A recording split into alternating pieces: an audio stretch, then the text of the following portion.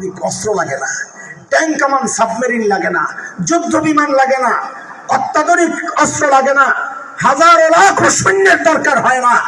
আমি যদি আমার দিন বাঁচাতে চাই, আমি মাকড়সার জাল দিয়েই বাঁচাইয়া দিতে পারি। দরকার আবু বকরের ঈমান। কি দরকার? মুসলমান কোনদিন অস্ত্রের শক্তির কারণে জয়ী হয় নাই, মুসলমান জয়ী হয়েছে তো ঈমানি শক্তির কারণে। মুসলমান কোনদিন অস্ত্রের দুর্বলতার কারণে পরাজিত হয় নাই, পরাজিত হয়েছে আপোষের লড়াই আর ঈমানি দুর্বলতার কারণে। কথা বলেন ঠিক কিনা? যাদের রব আছে তাদের বিশ্বাস, এটা তাদের সাময়িক পরীক্ষা আছে, কিন্তু পরাজয় নাই। আপনাদেরকে ছোট্ট একটা গল্প শোনায় এমন কথায় চলে যান। আমাদের এই উপমহাদেশ যেমন ইংরেজরা দখল করছিল, আফ্রিকার বহু অঞ্চল, ইউরোপের বিভিন্ন রাষ্ট্র, ফাকুল হাসবিয়াল্লাহ লা ইলাহা ইল্লাহু আলাইহি তাওয়াক্কালতু ওয়া হুয়া রাব্বুল আরশিল আযীম।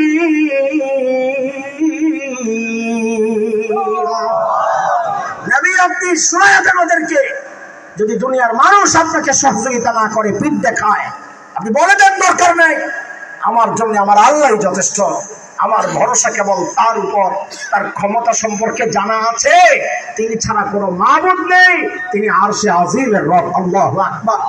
আরে দোস্ত, মাঝে মধ্যে হুমকি ধমকি আসে, তোমরা দেখি ডরায় একদম কেমন হয়ে যাও, ডরায় না যুবক। হুমকি ওদের চালানি, হুমকি ওদের চালানি, হুমকি চাপাবাজি। ডরায়ও না, যাদের মালিক আরশে আজিমের রব, তাদের সাময়িক পরীক্ষা আছে, কিন্তু পরাজয় নাই। তুমি ইতিহাস দেখো, মানুষের যত ইতিহাস আছে, মানব ইতিহাস পড়ো, দেখো খলিল ইব্রাহিমের মালিক ছিল, খলিল জিতে গেছেন। নমরুদের মালিক ছিল না, নমরুদ পরাজিত হয়েছে। নবী মুসা আলাইহিস সালামের মালিক ছিল, জিতে গেছেন। ফিরআউনের মালিক ছিল না, পরাজিত হয়েছে। উতবা, শাইবা, আবু লাহাব, আবু জাহেলদের মালিক ছিল না, পরাজিত হয়েছে। বিলাল হাবশীদের মালিক ছিল, জিতে গেছেন। আরে সাম্প্রতিক কালে দেখো নাই, তালেবানদের মালিক আছে, তাই তো ওরা জিতে গেছে। আমেরিকা, নেটো মালিক নেই, তাই তো কুত্তার মতো পালাতে বাধ্য হয়েছে। আরে দেখো নাই মামুনুল হকদের মালিক আছে, তাই তো জেলখানায় গেল, মুক্তি পেয়ে জিতে গেছেন। যাদের মালিক নাই, তাই কুত্তার মতো লেজ গুটা পালাতে বাধ্য হয়েছে।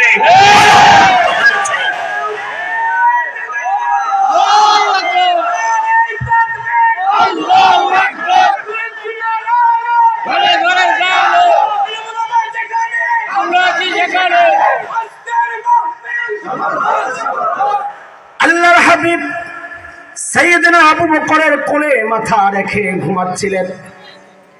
ঘুম থেকে উঠে দেখেন যে আবু বকরের চেহারার মধ্যে চিন্তার ছাপ। নবী জানতে চাইলেন, আবু বকর আপনি এত চিন্তিত কেন?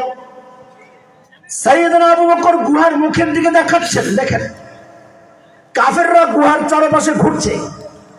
লাউ আন্না আহাদাহুম ইয়ানজুরু ইলা কাদামাইহি, নবী ওরা যে কেউ একজন নিজেদের গুহার দিকে তাকানোর দরকার নাই, যদি নিজের পায়ের দিকেও তাকায় তাও তো আমাদেরকে দেখে ফেলবে।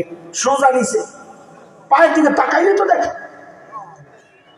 আল্লাহর হাবিব সান্ত্বনা দিলেন, ও আবু বকর আপনি ঘাবড়েন না, আপনি মনে করছেন কি গুহার ভেতরে বুঝি আমি আর আপনি, আমাদের সাথে বুঝি আর কেউ নেই? না আবু বকর না, এই গুহার ভেতরে খালি আমি আর আপনি না, আমাদের সাথে আল্লাহ আছেন। কে কে কে?